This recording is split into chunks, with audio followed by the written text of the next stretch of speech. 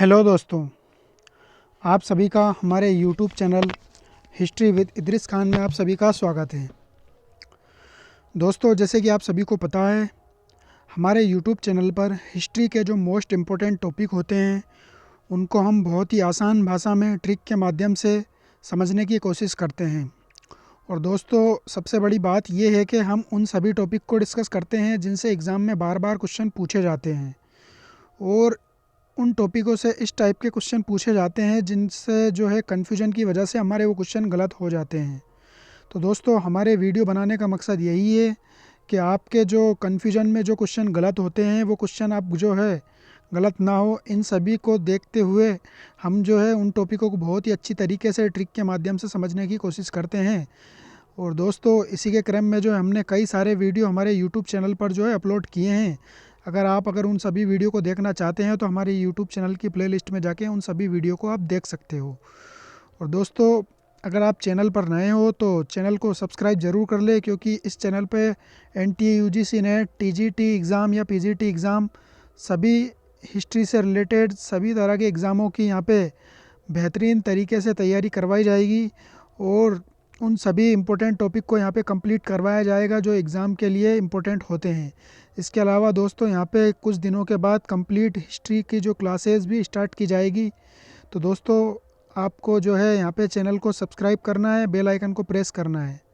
अब दोस्तों, रहा सवाल आज का जो वीडियो है, NTA UGC नेट के जो हम पुराने परीक्षाओं में जो पूछे गए प्रश्न हैं उनके बारे में हम चर्चा कर रहे हैं। इससे पहले हमने 2 पार्ट के अंदर एंसेंट हिस्ट्री और मिडेवल हिस्ट्री के बारे में हमने चर्चा की थी। तो दोस्तों, इसी के क्रम में हमने आज पार्ट 3 शुरू किया है, जिसमें हम एंसेंट हिस्ट्री के अंदर जो मिलान वाले और जो क्रोनोलॉजी वाले क्वेश्चन थे उनको हम डिस्कस करेंगे, जो एग्ज़ाम के लिए काफ़ी हेल्पफुल रहते हैं दोस्तों, क्योंकि इन्हीं से जो है कई बार रिपीटेड क्वेश्चन देखने को मिल जाता है और कई बार इन्हीं से निकलकर जो है सिंगल क्वेश्चन या अलग तरीके से जो है इन्हीं में से क्वेश्चन बना दिया जाता है। तो दोस्तों, आज का वीडियो जो है बहुत ही ज़्यादा इम्पोर्टेंट रहने वाला है। बस आपको जो है पूरे वीडियो को जो है देखना है और जो भी आपके डाउट है, जो भी आपके कन्फ्यूजन है, बहुत अच्छी तरीके से यहाँ पे क्लियर करने वाले हैं। तो बिना समय गवाए चलते हैं हम हमारे स्लाइड के ऊपर, जहाँ हम इन सभी क्वेश्चनों को डिस्कस करने वाले हैं। तो दोस्तों, स्लाइड के ऊपर आ चुके हैं। जैसे कि लिखा हुआ है यहाँ पे NTA UGC net exam previous year question. तो दोस्तों, आज के वीडियो में हम जो है प्रीवियस ईयर क्वेश्चन को ही डिस्कस करने वाले हैं, जिसमें भी हम एंसेंट हिस्ट्री के कुछ क्वेश्चन लेकर आए हैं। उनमें भी हमने मैच करने वाले और क्रोनोलॉजी वाले क्वेश्चन को रखा गया है, जिनके अंदर हम एक क्वेश्चन को जब सोल्व करेंगे तो उसमें हम 4 क्वेश्चन को सोल्व करेंगे, जिससे हमारी टाइम की भी बचत होगी और हमारे कॉन्सेप्ट भी क्लियर होंगे। तो चलते हैं हमारे क्वेश्चन के ऊपर।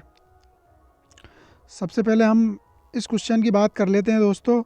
ये मैच करने वाला क्वेश्चन है, तो इसको किस तरीके से हमको सोल्व करना है इसके बारे में हमने पहले के वीडियो में हमने बता दिया है कि एक तरफ जो है सूची 1 को सूची 2 से जो है इसको मिलाना है।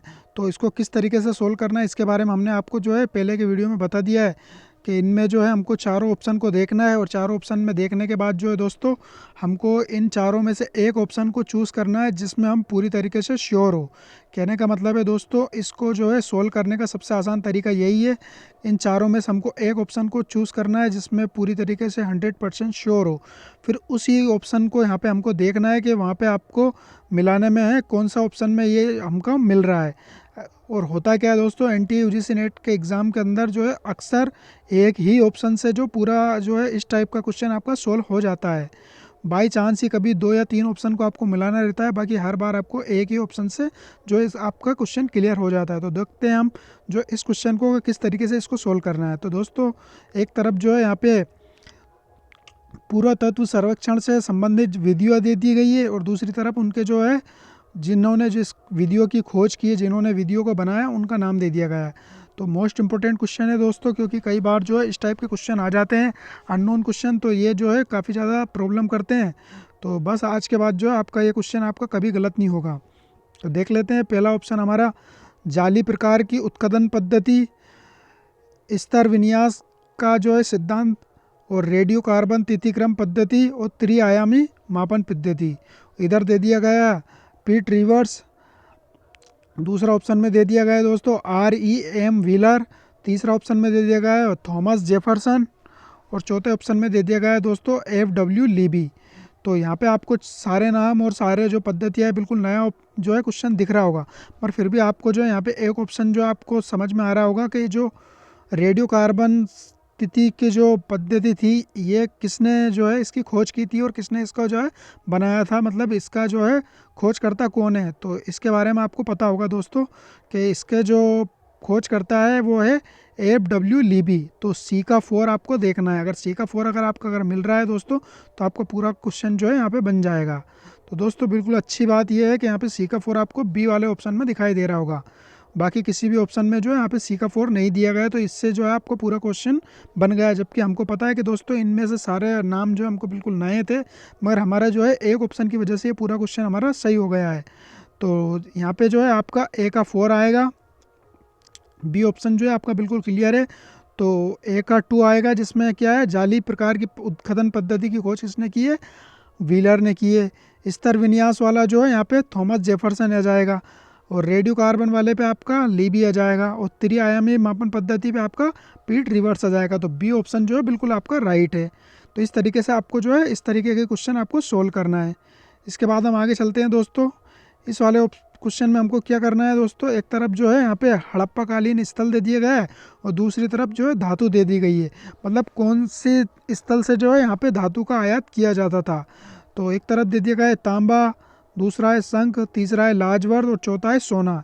इधर दे दिया गया है दक्कन, राजस्थान, कच्छ और अफगानिस्तान। तो दोस्तों ये बिल्कुल नया क्वेश्चन है, क्योंकि इस टाइप के क्वेश्चन जो है कई सारे लोगों को जो है बहुत ज़्यादा कन्फ्यूजन करते हैं, और अक्सर जो है दोस्तों हड़प्पा, मोहनजोदड़ो, लोथल, धोलावीरा वगैरह वगैरह इन सबको पढ़ने में हम पूरा जो है टाइम लगा देते हैं, मगर इस टाइप की चीज़ों को हम नहीं पढ़ पाते हैं। तो इस टाइप की चीज़ों को पढ़ने के तो आपको समय नहीं रहता है, मगर ये क्वेश्चन फिर भी आपका जो है सरल बन जाएगा। किस तरीके से दोस्तों, आपको बस इसमें एक चीज़ को पकड़ना है कि जिस भी चीज़ को आपने पकड़ लिया उसको पूरा श्योर होने के बाद आपको यहाँ पे मिलाना है। तो दोस्तों यहाँ पे आपको जो है या तो आपको सोने के बारे में पता होना चाहिए या आपको तांबे के बारे में पता होना चाहिए। तो मुझे लगता है दोस्तों आपको तांबे के बारे में पता होना चाहिए। ए का 2 जो है राजस्थान के अंदर जो तांबे का आयात किया जाता था।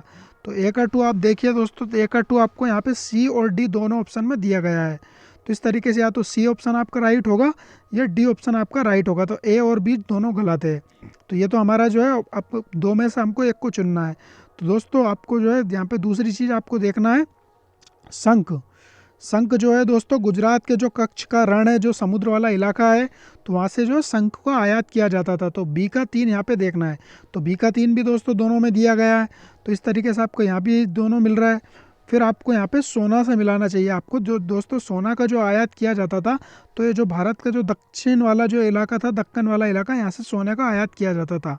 तो दोस्तों डी का 1, तो डी का 1 जो है यहाँ पे डी वाले ऑप्शन में ही दिया गया है। तो हमारा राइट आंसर क्या होगा दोस्तों, डी वाला ऑप्शन जो हमारा राइट हो जाएगा। तो तांबा हमारा राजस्थान, शंख हमारा कच्छ, लाजवर्द हमारा अफगानिस्तान में हो जाएगा और सोना हमारा दक्कन में हो जाएगा। तो इस तरीके का राइट ऑप्शन जो है हमारा डी वाला ऑप्शन बिल्कुल राइट हो जाएगा। तो दोस्तों मुझे नहीं लगता जब इस तरीके से आपको जो है ये सारी चीज़ें आप सोल्व करोगे तो कभी भी आपको इस टाइप के क्वेश्चन में गलती नहीं करोगे, और आपको बहुत ईजी तरीके से आपको इन क्वेश्चनों को सोल्व करने में बहुत अच्छा लगेगा, और काफ़ी ज़्यादा नंबर आप इस तरीके से आप गेन कर सकते हो। इसके बाद हम आगे चलते हैं दोस्तों। इधर जो है सूत्र साहित्य दे दिए गए हैं, और दूसरा उनसे संबंधित जो उल्लेख उनके अंदर मिलता है वो दे दिया गया है। तो ये मोस्ट इंपोर्टेंट क्वेश्चन है दोस्तों, कई सारे एग्जामों में जो है यहाँ पूछा जाता है। NTUGC नेट के अंदर तो मैच करने में आता है, बाकी आपके जो छोटे एग्जाम होते हैं PGT और TGT या स्टेट लेवल के जो भी एग्ज़ाम होते हैं उनमें सिंगल सिंगल पूछा जाता है। तो एक तरफ दे देगा आपका स्रोत सूत्र, दूसरा है गृह सूत्र, तीसरा है धर्म सूत्र और चौथा है सुलभ सूत्र। इधर दे दिएगा यज्ञ वेदीय को मापन, बलि संबंधी नियम, घरेलू अधिकार और धर्म अथवा विधि से संबंधित सूत्र। तो दोस्तों यहाँ पे आपको जो है सबसे पहले ये देखना है कि आपको कौन सा सबसे ज़्यादा आप याद है, मतलब किस पे आप श्योर हो। तो आप सभी को पता है दोस्तों सुलभ सूत्र का संबंध जो है गणित से संबंधित होता है, और यहाँ पे आप देख रहे हो तो कि यज्ञ वेदियों का मापन जो है ये इसका संबंध भी गणित से संबंधित है। तो डी का जो है 1 आपको देखना है। तो डी का 1 आपको ए में दिखाई दे रहा है और सी में दिखाई दे रहा है। तो इसके बाद आप देखो दोस्तों धर्म सूत्र का संबंध जो है धर्म अथवा विधि से होता है। या गृह सूत्र का भी आप मिलाओगे तो बी का आपको 3 देखना है। तो गृह सूत्र का संबंध घरेलू अधिकार से होता है, तो बी का 3 आपको देखना है दोस्तों। तो बी का 3 आपको ए वाले ऑप्शन में दिखाई दे रहा है, तो इसका राइट आंसर आपका ए हो जाएगा।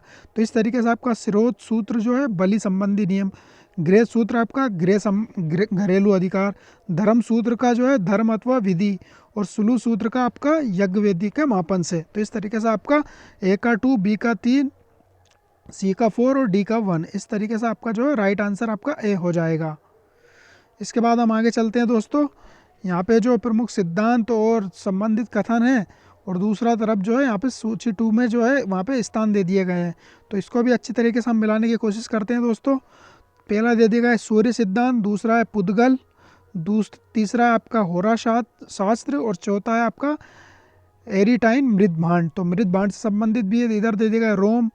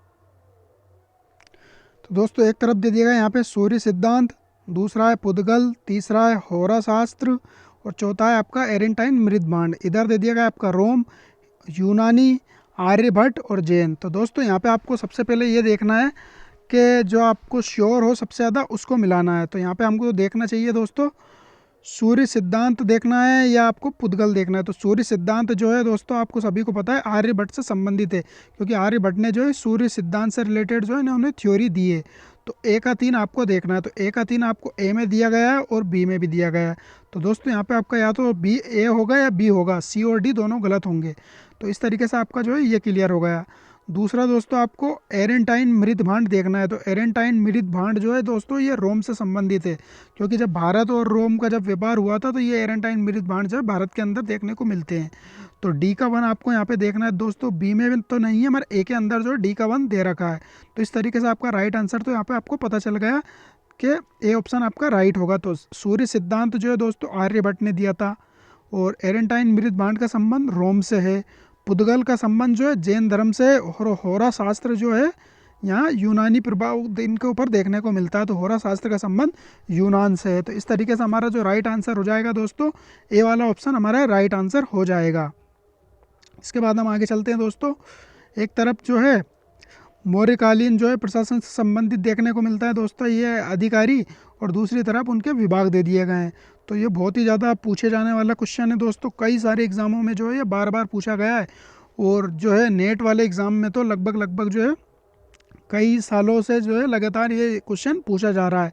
बाई चांस ही कोई सा साल ऐसा होगा कि जहाँ से जो है मौर्यकालीन प्रशासन से संबंधित ये वाला मैच वाला क्वेश्चन नहीं पूछा गया होगा। हर साल जो है क्वेश्चन पूछा जाता है, तो मोस्ट इंपॉर्टेंट है दोस्तों। तो दोस्तों देखते हैं कि किस तरीके से इसको सोल्व करना है। तो सबसे पहला ऑप्शन दे दिया गया यहाँ पे लक्षणा अध्यक्ष, दूसरा आपका सीता अध्यक्ष, तीसरा आपका पोतवा अध्यक्ष, और चौथा आपका पण्य अध्यक्ष। इधर दे देगा टकसाल विभाग का अध्यक्ष, वाणिज्य अध्यक्ष, कृषि विभाग का अध्यक्ष और मापतौल विभाग का अध्यक्ष। दोस्तों ये बिल्कुल इजी क्वेश्चन है, किस तरीके से इसको सोल्व करना है। तो आप सभी को यहाँ पे कुछ भी नहीं करना है दोस्तों, बस आपको एक चीज़ देखना है, पोतवा अध्यक्ष। तो पोतवा का मतलब होता है दोस्तों नाप तोल से संबंधित जो होता है, पोत करना है, नाप तोल करना है, तो इस तरीके से आपको मैच करना है। तो सी का 4 आपको यहाँ पे देखना है। तो दोस्तों सी का 4 आपने मिला दिया, तो सी का 4 यहाँ पे देखेंगे दोस्तों, तो ओनली एक ऑप्शन है आपका यहाँ पे बी वाला ऑप्शन के अंदर सी का 4 दिया गया है, बाकी किसी के अंदर जो सी का 4 नहीं है। तो यहाँ पे आपको राइट आंसर बिल्कुल आसान तरीके से आपको पता चल गया होगा। तो अब इसको किस तरीके से मिलाना है दोस्तों, ए का 1 तो यहाँ पे हो गया, लक्षणा अध्यक्ष जो है टकसाल का अध्यक्ष हो गया। सीता अध्यक्ष जो है दोस्तों यहाँ पे 3 वाला ऑप्शन जो हो जाएगा आपका कृषि विभाग से अध्यक्ष। इसके बाद पोतवा अध्यक्ष हमारा हो गया मापतोल से, और पण्य अध्यक्ष जो है हमारा वाणिज्य विभाग से संबंधित है। तो इस तरीके के दोस्तों आपका बिल्कुल आसान तरीके से ये वाला क्वेश्चन हमारा सोल्व हो गया है। राइट आंसर हमको पता चल गया है कौन सा है, बी। इसके बाद हम आगे देखते हैं दोस्तों, यहाँ पे जो है हड़प्पाकालीन संस्कृतियाँ दे दी गई है, और जो है और कुछ संस्कृति जो है ये पाषाण काल से संबंधित संस्कृतियाँ है, और जो है इनको किस तरीके से मिलाना ये हम देखते हैं। तो एक तरफ दे दी गई सोन संस्कृति, दूसरी है नेवासा संस्कृति, तीसरी है यहाँ पे बागोर संस्कृति, और चौथी है कोल्डी हवा संस्कृति। तो इस तरीके से दोस्तों आपको जो है मिलाना है। तो दोस्तों यहाँ पे आपको सबसे पहले ये देखना है कि आपको याद कौन सा है, तो बस इसी तरीके से यहाँ से जो हमको मिलाना है। तो दोस्तों आपको जो आप सभी को पता है कि बागोर जो है मध्य पाषाण काल का जो है सबसे ज़्यादा फेमस साइट है, और बागोर संस्कृति का संबंध जो है मध्य पाषाण काल से है।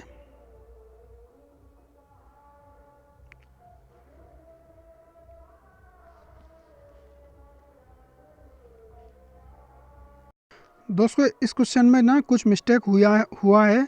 यहाँ पे जो मध्य पूरा पाषाण दिया गया है, ये मध्य पूरा पाषाण की जगह ये मध्य पाषाण काल की संस्कृति आएगा। तो इस तरीके से दोस्तों इसका जो राइट आंसर होगा हमारा यहाँ पे सी का जो है यहाँ पे 1 होगा। तो सी का 1 यहाँ पे जो है आपको ऑप्शन नंबर सी में दिया गया है। इस तरीके से आपको जो है यहाँ पे ए का 3 हो जाएगा यहाँ पे, और बी का 2 हो जाएगा नेवासा संस्कृति,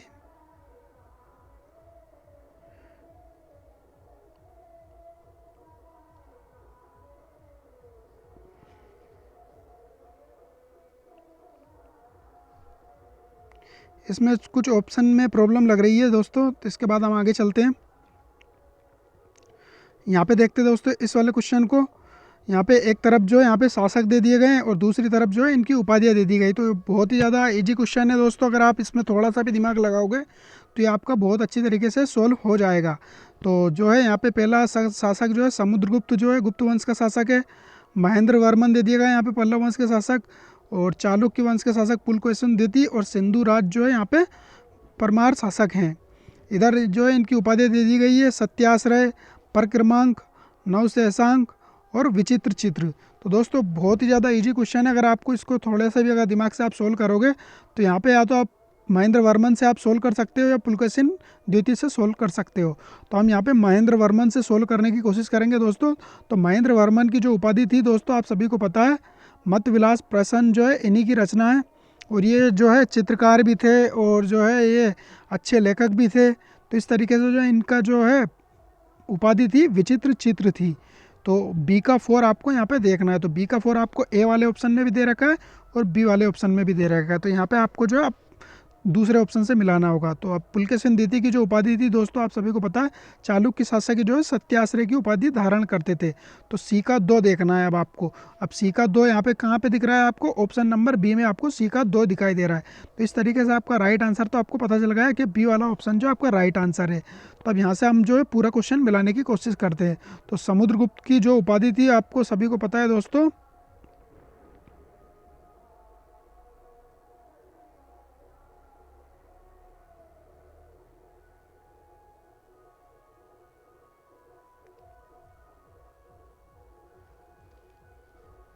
ये जो ऑप्शन आपका जो दोस्तों ये ऑप्शन आपका राइट होगा। इसमें समुद्रगुप्त की जो उपाधि थी पराक्रमांक थी।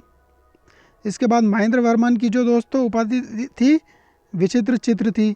पुलकेशिन द्वितीय की जो उपाधि थी आपको जो है सत्याश्रय थी, और सिंधु राज की जो उपाधि थी दोस्तों यहाँ पे नवशेषांक थी। तो ए ऑप्शन बिल्कुल सही है। ए का 2 होगा, बी का 4 होगा, सी का 1 होगा, और डी का 3 होगा। इस तरीके से आपको जो है सभी का जो है उपाधि आपने मैच कर ली है। सिंधु राज जो है परमार शासक था, और इसकी जो उपाधि थी नवशेषांक थी। इसके बाद हम आगे चलते हैं दोस्तों, यहाँ पे जो है मंदिर दे दिए गए हैं और उनको मिलाना है उनके स्थान के साथ। तो सबसे पहले देख लेते हैं हम यहाँ ए नंबर के ऑप्शन पे वृत्ताकार मंदिर की योजना, दूसरा आपके तारा मंदिर योजना, तीसरा आपका आयताकार मंदिर योजना और चौथा आपका बहुकोणीय मंदिर योजना। तो दोस्तों बिल्कुल इजी क्वेश्चन है, अगर आप इसको सोल्व करोगे तो या तो आप जो है यहाँ से वृत्ताकार मंदिर से आप इसको मैच कर सकते हो या आपको बहुकोणीय मंदिर से आप मैच कर सकते हो। तो दोस्तों यहाँ पे हम मिलाने की कोशिश करते हैं वृत्ताकार मंदिर। तो आप सभी को पता है दोस्तों वृत्ताकार मंदिर की योजना जो है जयपुर के जो भाबरू बेराट वाला इलाका है उससे इसको मैच करना है। तो ए का जो है 2 वाला ऑप्शन आपको यहाँ पे देखना है। तो ए का 2 आपको जो पूरा जो आप अगर देखोगे ऑप्शन में तो ओनली एक ऑप्शन जो है डी वाला इसमें आपको दिखाई दे रहा होगा। तो इस तरीके से आपका जो राइट आंसर बिल्कुल क्लियर है। तो ए का 2 हो जाएगा और बी का 3 हो जाएगा। दक्षिण का जो तारा मंदिर योजना है जो दक्षिण कौशल मंदिर है। इसके बाद यहाँ पे जो है आयताकार मंदिर जो सांची की मंदिर संख्या 17 है और बहुकोणीय मंदिर जो होयसल मंदिर की विशेषता है। दोस्तों एक क्वेश्चन है यहाँ पे आपको जो है इन चारों जो है मंदिरों में से जो है भारत का जो प्राचीनतम मंदिर आपको बताना है। तो भारत का जो प्राचीनतम मंदिर कौन सा है, इन्हीं चारों में से जो आपको आंसर कमेंट्स करके बताना है। इसके बाद हम आगे चलते हैं दोस्तों।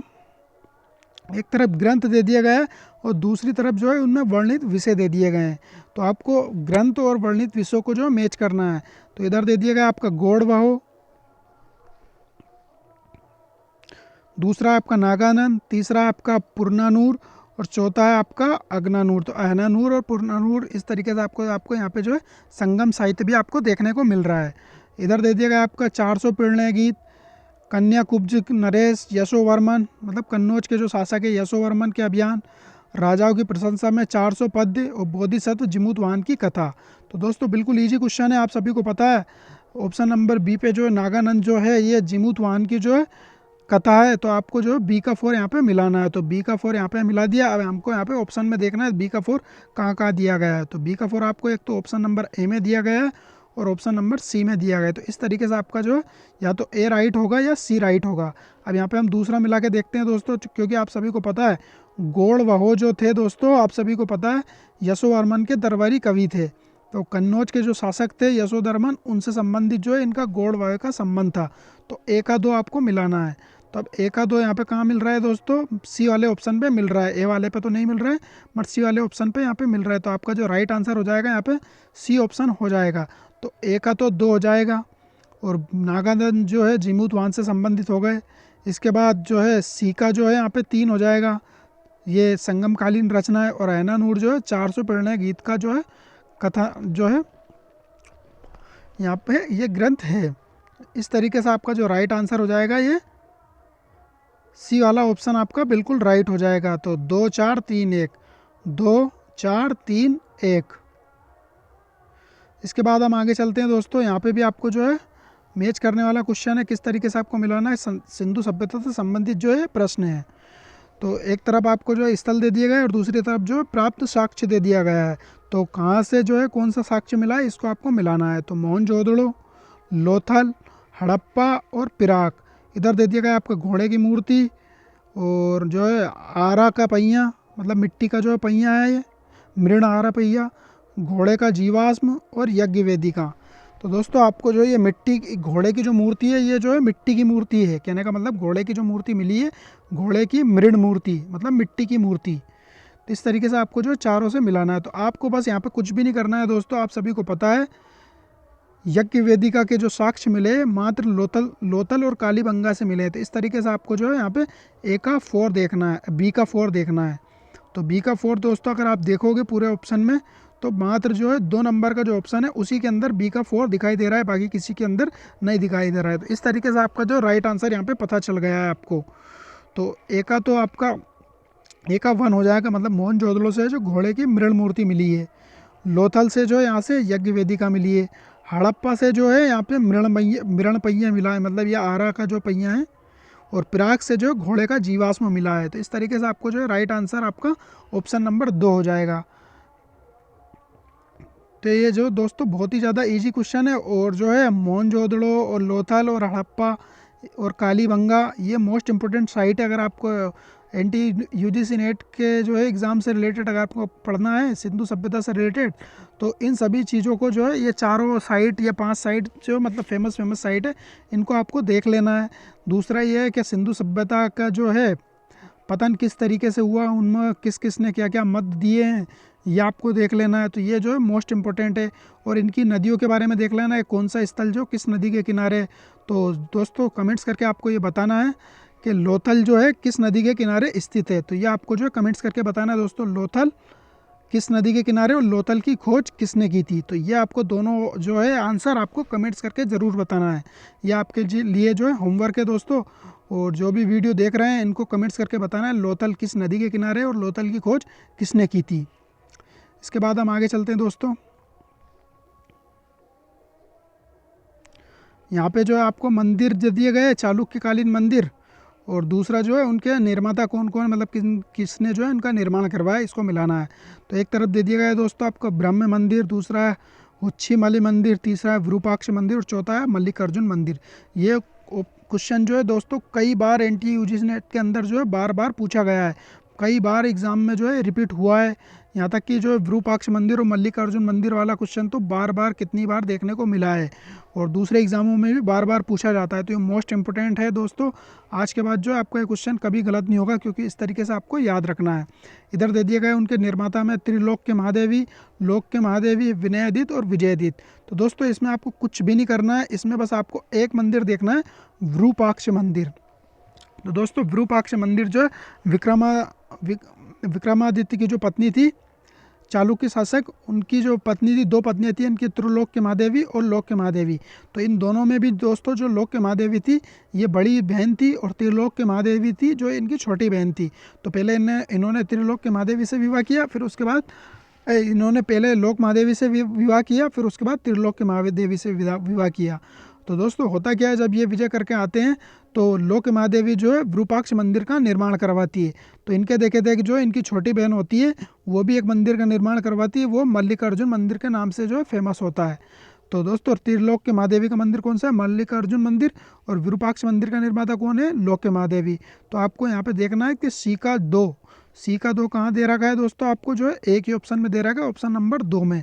तो इस तरीके से आपका राइट आंसर आपको पता चल गया है, सी का 2 और डी का 1। तो आपको जो है राइट आंसर आपको पता चल गया।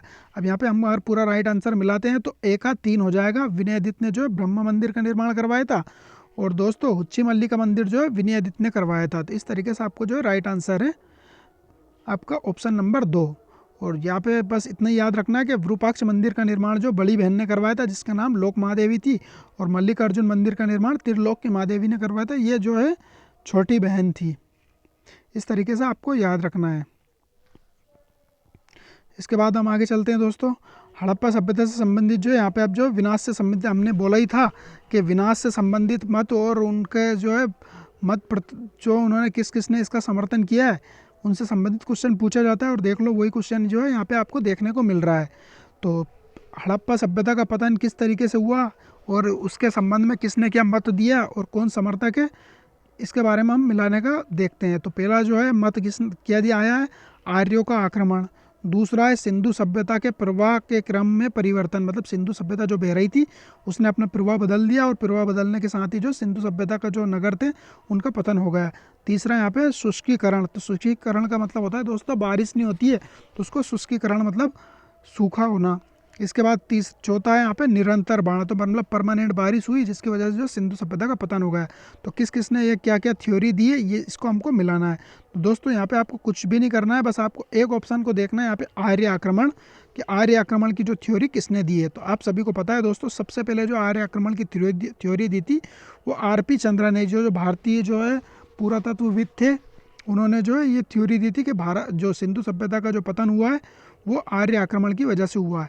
और उसका समर्थन किसने किया था दोस्तों, मार्टिन व्हीलर ने किया था। तो इस तरीके से आपका ए का 4 हो जाएगा। तो ए का 4 आपको एक ऑप्शन में भी दे रखा है और ऑप्शन नंबर 3 में भी दे रखा है। तो इस तरीके से आपका या तो एक ऑप्शन राइट होगा या ऑप्शन नंबर 3 आपका राइट होगा। अब यहाँ पे हम दूसरा देख लेते हैं दोस्तों। अब यहाँ पे जो दोस्तों सी वाला ऑप्शन जो दे रखा है क्रमशः शुष्कीकरण वाला जो मत दिया था यहाँ पे एम.आर. मुगल ने दिया था। जो एम.आर. मुगल ने जो है यहाँ पे ऑप्शन नंबर सी का जो है यहाँ पे मत प्रस्तुत किया था। तो इस सी का 2 आपको यहाँ पे देखना है। तो सी का 2 का किस वाले ऑप्शन में दे रखा है, तो ऑप्शन नंबर 1 में दे रखा है, बाकी किसी के अंदर जो सी का 2 नहीं दिया गया है। तो इस तरीके से आपका राइट आंसर ऑप्शन नंबर 1 हो जाएगा। तो ए का तो 4 हो जाएगा, सी का 2 हो जाएगा और जो है बी का 1 हो जाएगा। तो एच टी लैम्ब्रिक ने कौन सा मत दिया दोस्तों, सिंधु नदी का जो प्रवाह। और निरंतर बाढ़ वाला किसने दिया है, तो रॉबर्ट रेक्स ने और जॉर्ज एफ डेल्स ने दिया है। तो इस तरीके से आपका राइट आंसर दोस्तों ए हो जाएगा। बस आपको जो है इसी तरीके से मत वाला जो है क्वेश्चन आपको याद रखना है, क्योंकि कई बार जो ये वाला क्वेश्चन रिपीट हो जाता है। इसके बाद हम आगे देखते हैं दोस्तों, यूनानी लेखक और उनसे संबंधित जो पुस्तकों के हमको यहाँ पे मैच करना है। तो कौन कौन जो यहाँ पे यूनानी लेखक और लैटिन लेखक दे दिए गए हैं और उनकी पुस्तकें दे दिए गए। तो यहाँ पे आपको देखना है एरियन है, हेरोडेटस है, प्लिनी है और स्ट्रेबो है। और इधर दे दी गई Historica, indica, natural history, Historia और जियोग्राफिया। तो इस तरीके से आपको जो है इनको मिलाना है। तो दोस्तों आप सभी को पता है हेरोडोटस की जो पुस्तक है वो हिस्टोरिका है। तो बस सभी को आपको जो है इसी तरीके से मिलाना है। तो बी का 1 आपको देखना है। तो बी का 1 यहाँ पे कहाँ कहाँ दे रखा है आपको, ऑप्शन नंबर 3 और ऑप्शन नंबर 4। तो इस तरीके से आपका या तो 3 राइट होगा या 4 राइट होगा। अब इसके बाद आपको सभी को पता है दोस्तों, इंडिका जो है एक तो आपको मेगास्थनीज की इंडिका मिलती है और एक एरियन की इंडिका मिलती है। तो ए का 2 यहाँ पे देखना है। तो ए का 2 यहाँ पे कहाँ पे दे रखा है आपका नंबर, ऑप्शन नंबर 3 में दे रखा है। ऑप्शन नंबर 3 आपका जो यहाँ पे राइट आंसर यहाँ पे मिल गया है। तो एरियन की जो इंडिका हो जाएगी, हेरोडोटस की जो हिस्टोरिका हो जाएगी, प्लिनी की जो है दोस्तों यहाँ पे आपको जियोग्राफी का हो जाएगी और स्ट्रेबो की जो है जो नेचुरल हिस्टोरिया जो है प्लिनी की हो जाएगी और स्ट्रोबो की जो है यहाँ पे ज्योग्राफी का हो जाएगी। तो इस तरीके से आपका जो सी का 3 और डी का 4 जो मिला हुआ है, यहाँ पे बस ऊपर वाले को यहाँ पे जो है क्रॉस किया है। तो एरियन की इंडिका और हिस्टोरी का जो है हेरोडोटस की है। और दोस्तों हेरोडोटस को जो है इतिहास का पिता कहा जाता है। बस आपको यही याद रखना है। और हेरोडोटस जो है भारत के अंदर कभी नहीं आया था, बस भारत के बारे में उन्होंने उल्लेख किया है। इसके बाद हम आगे चलते हैं दोस्तों, यहाँ पे वही अधिकारी दे दिए गए और उनके विभाग दे दिए गए। ये वाले क्वेश्चन बार बार रिपीट हुए हैं जिसके बारे में हम देख रहे थे, और वही चीज़ें यहाँ पे देखने को मिल रही है, क्योंकि ये क्वेश्चन जो अलग अलग सालों में पूछा गया है, इसलिए जो यहाँ पे बार बार आ रहा है। तो वही जो है यहाँ पे आपको बस किस तरीके से मिलाना है दोस्तों, पोतवाध्यक्ष से हमने पहले मिलाया था, तो इस बार पोतवाध्यक्ष से मिलाने की कोशिश करते हैं। तो पोतवाध्यक्ष कहाँ पे आपको, डी का 1। तो डी का 1 यहाँ पे सभी में दे दिया गया है। अब यहाँ पे आपको सभी को पता है दोस्तों, पण्य अध्यक्ष जो था वाणिज्य, वो उससे व्यापार वाणिज्य से संबंधित था। यहाँ पे दोस्तों आपको जो है सी का 2 देखना है। तो सी का 2 आपको कहाँ दे रखा है दोस्तों, सी का 2 आपका ऑप्शन नंबर 2 में दे रखा है। तो इस तरीके से आपका राइट आंसर आपका 2 हो जाएगा। तो बस आपको किस तरीके से मिलाना है आपको दोस्तों, ए का 3 हो जाएगा, कुपिया अध्यक्ष जो है वन विभाग से संबंधित है, सन्निधाता जो है कोषागार से संबंधित है, क्योंकि ये जो है कर व्यवस्था से संबंधित है, क्योंकि यही जो है समाहर्ता के बाद जो है सन्निधाता आता है। तो इस तरीके से आपको जो कोषागार का अध्यक्ष कौन है, सन्निधाता। पण्य अध्यक्ष जो है व्यापार वाणिज्य से संबंधित होगा। पोतवा अध्यक्ष जो है मापतौल विभाग का जो है प्रमुख होता है पोतवा अध्यक्ष। पोतवा अध्यक्ष आपको हर हाल में याद रखना है, क्योंकि यही एक ऐसा ऑप्शन है दोस्तों जो आपको बहुत ही अच्छी तरीके से जो है ईजी वे में आपका जो है क्वेश्चन सोल्व करवा सकता है। पोतवा अध्यक्ष और एक सीता अध्यक्ष, इस तरीके से आपको याद रखना है। इसके बाद हम आगे देखते हैं दोस्तों, सिंधु सभ्यता से संबंधित जो है यहाँ पे क्वेश्चन देखने को मिल रहा है। सिंधु सभ्यता से दोस्तों आपको बस इसी तरीके के क्वेश्चन देखने को मिलेंगे, क्योंकि हर बार जो है यहाँ से मैच करने वाला क्वेश्चन ही पूछा जाता है, और यही साइट इंपॉर्टेंट है। मोहनजोदड़ो पढ़ना है आपको, हड़प्पा पढ़ना है, कालीबंगा पढ़ना है, लोथल पढ़ना है। ये 4 साइट आपको हर हाल में पढ़ना है दोस्तों, क्योंकि इन्हीं से ही क्वेश्चन आपके सोल्व होंगे और इन्हीं से ही क्वेश्चन हर बार पूछे जाते हैं। तो आपने देखा पहले भी आपको मोहनजोदड़ो, कालीबंगा, लोथल इनसे पूछा गया था, इस बार फिर से वही क्वेश्चन जो आपको पूछा गया है। तो इधर दे दिया गया आपका मोहनजोदड़ो, लोथल, कालीबंगा और सूतकांगडोर। इधर दे दिया गया आपका नगर दुर्ग की निचली बस्ती, बड़ा अन्नागार, ईंटों से बनी गोदीबाड़ा और नगर दुर्ग का निचले किलेबंदी। तो दोस्तों बस आपको कुछ भी नहीं करना है, आपको यहाँ पे लोथल को देखना है और इधर देखना है आपको ईंटों से बनी गोदीबाड़ा। तो लोथल के अंदर ही गोदीबाड़ा होता है, क्योंकि कहने का मतलब जहाँ पे जहाज वहाँ आएंगे, जहाँ पे जो है वाणिज्य व्यापार का काम चलेगा, और जो नदियों के किनारे स्थल है और जहाँ पे जहाज वगैरह का जो गोदीबाड़ा बना हुआ था वो लोथल ही था।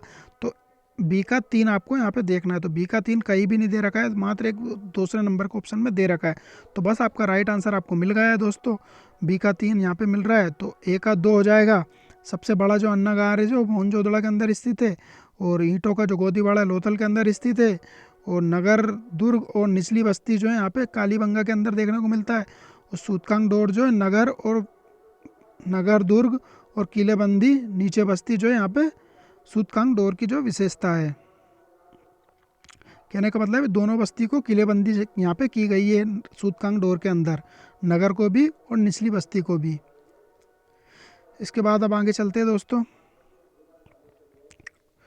यहाँ पे लेखक दे दिए गए और उनकी पुस्तक दे दी गई है। तो ये मोस्ट इंपॉर्टेंट है, क्योंकि आपको जो कम से कम 25-30 किताबों को और उनके लेखकों को याद रखना है। इसके लिए हम वीडियो बनाकर लेकर आएंगे, जो मोस्ट इंपॉर्टेंट जो बुक हैं और उनके जो ऑथर है, इनके बारे में आपको जो वीडियो के माध्यम से बताया जाएगा, जिनको आपको बस रटना है या किसी भी तरीके से आपको याद रखना है, जिससे आपको जो मैच करने वाला क्वेश्चन आएगा तो वो आपको आसानी से सोल्व हो जाएगा। तो यहाँ पे देख लेते हैं दोस्तों। बिलाड़ है, जिसके बारे में हमने अभी चर्चा की थी। बाण है, सोमेश्वर जो है तृतीय है, और विज्ञानेश्वर है। तो यहाँ पे तो बिल्कुल इजी क्वेश्चन है दोस्तों का। आपको सभी को पता है कि विज्ञानेश्वर की जो किताब थी वो मिताक्षरा है। तो बस इसी से आपको मिलाना है। तो विज्ञानेश्वर का जो डी का 1 आपको देखना है। तो डी का 1 कहीं भी नहीं दे दिया गया है दोस्तों। विज्ञानेश्वर की जो डी का 1 जो है यहाँ पे ऑप्शन नंबर 2 में दिया गया है। तो बस इसी से आपको मिलाना है। तो बिलाड़ का जो है विक्रमांक देव चरित, बाण की जो हर्षचरित है आप सभी को पता है, विज्ञानेश्वर की मिताक्षरा हो गई है, और सोमेश्वर तिथि की अभिलाषार्थ चिंतामणि है। तो इस तरीके से आपको जो है ऑप्शन नंबर 2 बिल्कुल सही है। और दोस्तों आप सभी को पता है कि बाण की जो हर्षचरित है वो इनकी जीवनी है, और बिलाड़ ने जो है विक्रमांक चरित जो लिखी है, चालुक्य शासक विक्रमादेव जो विक्रमादित्य जो शिक्षित थे उनके दरबारी थे। इस तरीके से आपको याद रखना है। इसके बाद हम आगे चलते हैं। तो पूर्वावशेष और प्राप्त स्थान, तो वही जो है यहाँ से कहाँ से जो क्या मिला है और उनका जो स्थान है उसको मिलाना है। तो इधर दे दिया गया है राग का टीला, आयक पट, एकादश मुखी बोधिसत्व की जो है मूर्ति, और प्रस्तर धातु की मंजूषा है। तो बस आपको कुछ भी नहीं करना है दोस्तों। या तो आपको राग का टीले के बारे में पता होना चाहिए कि राग के टीले जो कहाँ से मिले, तो दक्षिण भारत से मिले। तो दक्षिण भारत में कौन सा स्थल है, उतनूर जो है यहाँ से जो है राग के टीले के साक्ष्य मिले हैं। तो ए का 4 आपको देखना है। तो ए का 4 आपको जो है 2 में भी दे रखा है और 4 में भी दे रखा है। तो बस आपका जो राइट आंसर है या तो 2 होगा या 4 होगा। इसके बाद हम आगे देख लेते दोस्तों। एकादश मुखी जो बोधिसत्व की जो मूर्ति मिली है दोस्तों, आप सभी को पता है कनेरी की जो गुफाएं हैं वहाँ से मिली है। तो सी का 1 कहाँ दे दिया गया है दोस्तों,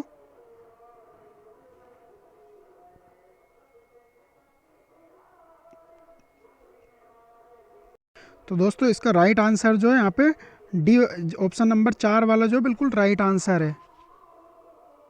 ऑप्शन नंबर 3 वाला जो है इसका ऑप्शन नंबर जो है यहाँ पे आपको जो 2 वाला जो है आपको बिल्कुल राइट आंसर। तो किस तरीके से यहाँ पे मिलाना है दोस्तों, राग का टीला जो है यहाँ पे उतनूर से मिला है, और आयक पट का जो यहाँ से मिल रहा है दोस्तों, क्योंकि जैन आयक पट से संबंधित जो है यहाँ पे क्वेश्चन पूछा गया है। तो जैन आयक पट जो है आपको मथुरा से देखने को मिलता है। हमने जो है मथुरा कला और जो है यहाँ पे गांधार कला का जो हमने वीडियो बनाया उसके अंदर इस बारे में हमने चर्चा की है।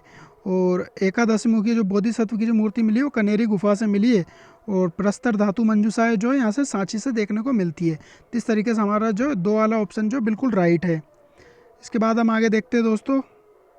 यहाँ पे जो है क्रोनोलॉजी का क्वेश्चन पूछा गया है। ये जो है यूनानी जो है यात्री हैं, इतिहासकार है, उन्होंने अपना जो ग्रंथ लिखे हैं और भारत के संदर्भ में कई सारी जानकारियाँ देखने को मिलती है।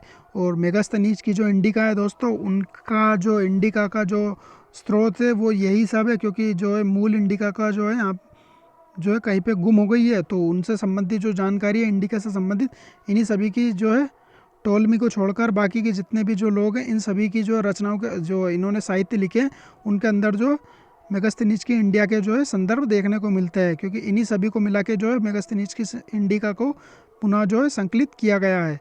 तो यहाँ पे दोस्तों इन सभी को जो हमको कालक्रम के अंदर सजाना है। तो किस तरीके से इनको सजाना है कि सबसे पहले कौन आया है, फिर उसके बाद, फिर उसके बाद, फिर उसके बाद।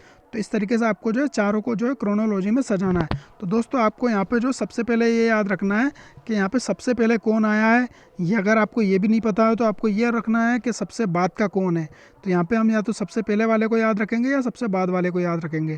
तो दोस्तों यहाँ पे आपको अगर सबसे पहले का अगर बात करेंगे तो यहाँ पे सबसे पहले एरियन का नाम आएगा, और सबसे बाद वाले की बात अगर करेंगे तो हम टोलमी की बात करेंगे। तो या तो एक को पहले देख लें या तीन को सबसे आखिरी में देख लें। तो दोस्तों यहाँ पे एक तो आपको तीन वाले में दिखा रहा है, एक में भी दिखा रहा है, दूसरे में भी दिखा रहा है और चौथे में भी दिखा रहा है, मगर टोलमी जो सबसे पीछे दिखा रहा है वो मात्र ऑप्शन नंबर 2 में दिखा रहा है। तो आपका राइट आंसर ऑप्शन नंबर 2 हो जाएगा। तो इसको किस तरीके से आपको देखना है, तो सबसे पहले तो आपका एरियन आ जाएगा, फिर उसके बाद आपका स्ट्रेबो आ जाएगा, फिर आपका आपका प्लिनी आ जाएगा, फिर आपका टोलमी आ जाएगा। तो इस हिसाब से आपका ऑप्शन नंबर 2 बिल्कुल राइट है। इसके बाद हम आगे देखते हैं दोस्तों, निम्नलिखित संवादों को प्राचीनतम से आरंभ करके कालक्रम उन्हें मतलब व्यवस्थित करना है। तो सबसे पहले प्राचीन को लगाना है, फिर उसके बाद को लगाना है, फिर उसके बाद को लगाना है, फिर उसके बाद को लगाना है। तो इस तरीके से आपको जो सबकी क्रोनोलॉजी में जमाना है। तो दोस्तों यहाँ पे देख लेते हैं, आपको बस वही चीज़ देखना है, या तो आपको सबसे पहले वाला याद होना चाहिए या सबसे बाद वाला याद होना चाहिए, क्योंकि बीच वाली चीज़ें तो आपको ऑटोमेटिकली मिल जाती है और इतना ज़्यादा आपको फंसाया नहीं जाता है बीच वाली चीज़ों में। तो या तो आपको पहले वाले में फंसाया जाएगा या आपको लास्ट वाले में फंसाया जाएगा। तो आप सभी को देखना है दोस्तों, यहाँ पे जो है सबसे प्राचीन जो अगर आपको संवत दिखाई दे रहा होगा तो जो कनिष्क के शासनकाल में चलाया गया था शक संवत की शुरुआत, जो 78 एडी के अंदर यहाँ पे शुरुआत उसकी देखने को मिलती है। बाकी का जो हर्ष संवत है ये 606 एडी के अंदर देखने को मिलता है। वल्लभी संवत है ये 319, जो हमारा गुप्त संवत और वल्लभी संवत जो एक ही साथ स्टार्ट हुआ था। तो इस तरीके से आपको जो है सबसे पहले जो है शक संवत को लगाना है। तो शक संवत हमारा कहाँ पे दे रखा है आपको, ऑप्शन नंबर सी। तो ऑप्शन नंबर सी सबसे पहले आएगा। तो यहाँ पे कहाँ पे दिखाई दे रहा है आपको, ऑप्शन नंबर 3 में जो है सबसे पहले यहाँ पे दिखाई दे रहा है। तो ऑप्शन नंबर सी के हिसाब से सबसे पहले शक संवत आएगा, फिर कलचूरी संवत आएगा, फिर आपका वल्लभी संवत आएगा, और फिर आखिरी में जो है हर्ष संवत आएगा जो 606 में स्टार्ट हुआ था। और वल्लभी संवत जो है 319 में हुआ था, और शक संवत जो है 78 एडी में हुआ था। इस तरीके से आपका जो है राइट आंसर ऑप्शन नंबर 3 हो जाएगा। इसके बाद हम आगे चलते हैं दोस्तों, यहाँ पे वही लेखक दे दिया गया है और दूसरी तरफ उनकी जो है साहित्यिक रचनाएं दे दी गई है। तो इनको किस तरीके से मिलाना है दोस्तों। और ये जो बिलार्ड जो है मोस्ट इंपॉर्टेंट है दोस्तों, ये आपका 3 क्वेश्चन देखने को मिल गए हैं अभी तक कि बिलार्ड की जो रचना है हर बार जो है क्वेश्चन में पूछी गई है। तो इसको जो मोस्ट इंपॉर्टेंट है, इसकी जितनी भी रचनाएं आपको याद रखना है। बिलार्ड है, संध्याकर नंदी है, कालिदास है, इन सब की जो मोस्ट इंपॉर्टेंट है, बाण भट्ट है, इनको आपको पढ़ना ही है हर हाल में।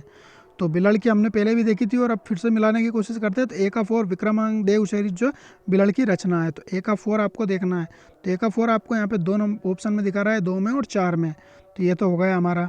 फिर उसके बाद हम देखते हैं संध्याकर नंदी ने जो है रामचरित लिखी है। दोस्तों आप सभी को पता है संध्याकर नंदी जो है रामपाल के दरबारी कवि थे, जो चालुक्य शासक जो गुजरात के जो चालुक्य थे उनके जो है समकालीन जो है कवि थे। तो उनकी जो है उनको जो है राम कहा है और अपने को जो है वाल्मीकि से इन्होंने तुलना की है। संध्याकर नंदी ने जो रामचरित की इन्होंने रचना की है रामपाल के लिए। तो सी का 3 हो जाएगा। तो सी का 3 कहाँ दे रखा है दोस्तों, ऑप्शन नंबर 4 में दे रखा है। तो यहाँ पे जो है राइट आंसर आपका ऑप्शन नंबर 4 हो जाएगा। तो बिलाड़ का विक्रमांगदेव चरित, संध्याकर नंदी की जो रामचरित हो जाएगी, पद्मगुप्त की जो है यहाँ पे आपको नवशेषांक चरित हो जाएगी, और सोमेश्वर की जो है यहाँ पे आपको कीर्ति कौमुदी हो जाएगी। तो इस तरीके से आपका राइट आंसर जो है आपको ऑप्शन नंबर 4 बिल्कुल राइट हो जाएगा। इसके बाद हम आगे देख लेते हैं दोस्तों, निम्नलिखित अभिलेखों को कालक्रम में व्यवस्थित सजाना है। तो दोस्तों ये मोस्ट इंपॉर्टेंट क्वेश्चन है, क्योंकि कई बार जो है यहाँ पे क्वेश्चन पूछा गया है, कई बार मतलब ये रिपीट हुआ है सेम टू सेम। तो आपको यहाँ पे देखना है दोस्तों, सबसे पहले वाला देखना है या सबसे लास्ट वाला देखना है।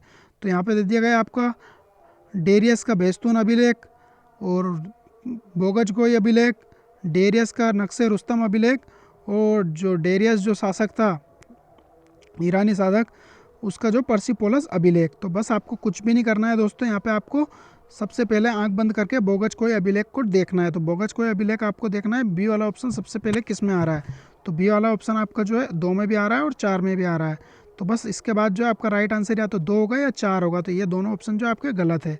अब दोस्तों इसकी एक ट्रिक है, पर्सिपोलस और जो बेस्तून और नक्शे रुस्तम को आपको किस तरीके से याद रखना है, बी, पी एन। तो सबसे पहले बी वाला आएगा, फिर पी वाला आएगा, फिर एन वाला आएगा। तो दोस्तों हमारा बी का तो हमारा क्लियर है। अब बी के बाद हमारा मतलब बी वाले और बोगच कोई के बाद आपको बी वाला ऑप्शन देखना है। तो बी वाला कौन सा आ रहा है आपका, ए वाला आ रहा है। तो बी के बाद ए कहाँ आ रहा है आपका, ऑप्शन नंबर 2 में आ रहा है। तो ऑप्शन नंबर 2 में आ रहा है आपका बोगच कोई, फिर भैस्तून, फिर पी से हमको देखना है दोस्तों पर्सिपोलस, फिर एन से हमको देखना है नक्शे रुस्तम। तो बी ए डी सी। तो इस तरीके से आपका राइट आंसर आपका दोस्तों कौन सा हो जाएगा, ऑप्शन नंबर बी। तो बी पी एन याद रखना है दोस्तों आपको। इन तीनों अभिलेख से कई बार क्वेश्चन पूछा गया है। कई बार जो है बोगच कोई को हटा के सिकंदर का आक्रमण दे देता है, या पर्सिपोलस को चलाना दे देता है, या कोई सी संधि दे देता है। इस तरीके से दोस्तों 3 तो ये अभिलेख रहेंगे और चौथा आपका कोई सा भी ऑप्शन रहेगा। तो इस तरीके से आपको फंसा दिया जाता है। तो इन तीनों अभिलेख को आपको याद रखने के लिए बीपीएन की ट्रिक याद रखना है। तो बी पहले आएगा, फिर पहले बेस्तून आएगा, फिर पर्सिपोलस आएगा, फिर नक्शे रुस्तम आएगा। इस तरीके से आपको तीनों जो है अभिलेखों की क्रोनोलॉजी आपको याद हो जाएगी। इसके बाद हम आगे चलते हैं दोस्तों। यहाँ पे एक तरफ नरेश दे दिया गया है और दूसरी तरफ जो उनकी उपाधि दे दी गई है। तो गोंडो फोरेस दे दिया गया है, जो वो उसका पहले वंश का शासक था। कनिष्क है, कुषाण वंश का प्रवर सेन है, और जो इधर जो है समुद्रगुप्त है। तो समुद्रगुप्त की उपाधि जो बार बार पूछी जाती है। तो दोस्तों आपको जो है यहाँ पे कुछ भी नहीं करना है, या तो आपको कनिष्क की उपाधि से आपको मैच करना चाहिए, या फिर ये जो गोंडो फर्निस है इसकी उपाधि से आपको जो मैच करना है। तो एक ही जो उपाधि है आपको सभी को पता है दोस्तों, देवव्रत जो उपाधि थी इसकी थी, ए वाले ऑप्शन की। तो ए का 2 आपको यहाँ पे मिलाना था। ए का 2 आपको किस ऑप्शन में दे रखा है दोस्तों, ओनली एक ऑप्शन में दे रखा है। तो ए का 2 हो गया, और कनिष्क की जो है देवपुत्र हो गई। तो देवपुत्र कनिष्क की हो गई। तो इस तरीके से आपको, और सी का जो है धर्म महाराज हो गया, और समुद्रगुप्त की जो धर्म प्राचीर बंद जो प्राग प्रशस्ति के अंदर भी देखने को मिलती है। तो इस तरीके से आपका जो राइट आंसर आपका जो है ए वाला ऑप्शन जो है राइट आंसर हो जाएगा। तो ए का 2 हो गया, बी का 1 हो गया, और सी का 3 हो गया, और डी का 4 हो गया। तो बिल्कुल सब जो मैच है, बस ऊपर वाले को जो उन्होंने ऊपर नीचे किया था। तो एक ऑप्शन आपका बिल्कुल राइट है। इसके बाद हम आगे देख लेते हैं दोस्तों। यहाँ पे दक्षिण भारत के समुद्रगुप्त के जो समकालीन नरेश और उनके राज्य। तो दोस्तों आपको जो है यहाँ पे कमेंट्स करके ये बताना है कि प्रयाग प्रशस्ति के अंदर जो समुद्रगुप्त की जो दक्षिण विजय हुई है वो किस पंक्ति के अंदर जो है इसका उल्लेख मिलता है। तो ऑप्शन यहाँ पे दे दिया जाता है आपका 13-14, 13-14, 21, 19, 20, 22, 23। तो इस तरीके से आपको 4 ऑप्शन दे दिए गए हैं, 22, 23, 13, 14, 21 और 19, 20। तो इनमें से आपको ये बताना है दोस्तों कि समुद्रगुप्त की प्रयाग प्रशस्ति के अंदर किस पंक्ति के अंदर दक्षिण विजय का उल्लेख मिलता है, दक्षिण के शासकों के पराजय का उल्लेख मिलता है। दक्षिण अभियान के जो है अभियान जो किया है उसकी जानकारी किस पंक्ति के अंदर मिलती है। 22-23 के अंदर मिलती है, 13-14 के अंदर मिलती है, या 21 नंबर की पंक्ति में मिलती है, 19-20 की पंक्ति में मिलती है। तो ये कमेंट्स करके आपको बताना है। अब हम आ जाते हैं क्वेश्चन के ऊपर। तो दोस्तों यहाँ पे एक तरफ दक्षिण के जो शासक दे दिए गए और दूसरा उनके राज्य दे दिया गया है। तो कई बार जो क्वेश्चन पूछा गया है, आपको बस इतने ही याद रखना है। और इनमें आपको जो है, वैसे दक्षिण भारत के अंदर जो है कई सारे 12 शासकों को 12 राज्य में हराया है, मगर आपको जो इन्हीं को याद रखना है, क्योंकि यही जो है राज्य बार बार पूछा जाता है। एक तो विष्णुगुप्त के बारे में पूछा जाता है, उग्रसेन के बारे में पूछा जाता है, नीलराज के बारे में पूछा जाता है, या धनंजय के बारे में पूछा जाता है। तो ये जो है 4-5 होंगे मुश्किल से, इनको आपको हर हाल में याद रखना है और इनके राज्य के बारे में याद रखना है। तो यहाँ पर आपको जो सबसे ईजी क्वेश्चन अगर इसको सोल्व करना है तो विष्णुगुप्त को आपको सोल्व करना है। तो विष्णुगुप्त जो है दोस्तों आप सभी को पता है कांची का शासक था। तो डी का 2 आपको देखना है। तो डी का 2 कहाँ दे रखा है दोस्तों, डी का 2 मात्र एक ही ऑप्शन के अंदर दे रखा है।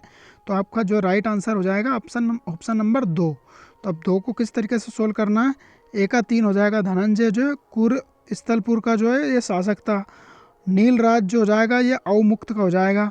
नीलराज को अवमुक्त किस तरीके से दोस्तों, जो नील होता है, नील पक्षी, उसको मुक्त करना है, नील पक्षी को मुक्त करना है। इस तरीके से आपको जो है ट्रिक के माध्यम से आपको याद रखना है। उग्रसेन जो है दोस्तों आप सभी को पता है, उग्रसेन जो है पालक हो जाएगा। तो किस तरीके से याद रखना है दोस्तों, सेन जो है पाल वंश के बाद आता है, जो बंगाल का जो पाल वंश के जो शासक थे उसके बाद कौन आता है, सेन आता है। तो सेन और पाल का जो है संबंध है, तो उग्रसेन पाल, सेन पाल, इस तरीके से आपको जो मिलाना है। और विष्णुगुप्त तो आपको पता ही है दोस्तों, कांची का शासक था, तो ये तो बिल्कुल ईजी क्वेश्चन है। विष्णुगुप्त जो है यहाँ पे आपको पता है कि पल्लव वंश का शासक था विष्णुगुप्त। तो इस तरीके से आपको याद रखना है। तो किस तरीके से आपको याद रखना है दोस्तों, नील को मुक्त करना है। उग्रसेन जो है सेन जो है पाल वंश से संबंधित है, मतलब पाल के बाद सेन आता है। विष्णुगुप्त कांची का है और धनंजय कुरुस्थलपुर का है। तो इस तरीके से आपका जो राइट आंसर हो जाएगा ऑप्शन नंबर 2। तो दोस्तों इस तरीके से हमारे जो आज के सारे क्वेश्चन समाप्त होते हैं। अगर ये सेशन पसंद आया हो तो कमेंट्स करके ज़रूर बताएं और लाइक करें, शेयर करें। चैनल पे अगर नए हो तो चैनल को सब्सक्राइब जरूर कर लें, क्योंकि हिस्ट्री से रिलेटेड काफ़ी सारी चीज़ें जो है हमारे वीडियो जो है यहाँ पे अपलोड किए जाते हैं, जिनसे जो है आपको काफ़ी ज़्यादा मदद मिल सकती है। और जो है दोस्तों, अगर आपको कई सारे वीडियो और भी देखना है तो आप प्लेलिस्ट में जाकर आप देख सकते हो। चैनल पे अगर आप नए हो तो चैनल को सब्सक्राइब ज़रूर कर ले और बेल आइकन को प्रेस कर ले, जिससे आपको आने वाली वीडियो की नोटिफिकेशन बराबर टाइम से मिलती रहे। और दोस्तों, आप अगर चैनल पे नए हो तो आप हमारे यूट्यूब जो टेलीग्राम चैनल है उसको भी ज्वाइन कर सकते हो, जहां आपको काफ़ी सारी पीडीएफ्स और बुक की पीडीएफ और कई सारे पोल्स और क्यूज बोर्ड वगैरह ये सारी चीज़ें वहाँ पे अवेलेबल है। इतिहास का किला नाम से आपको जो है टेलीग्राम पे सर्च करना है, इतिहास का किला बाय इदरीस खान मंसूरी।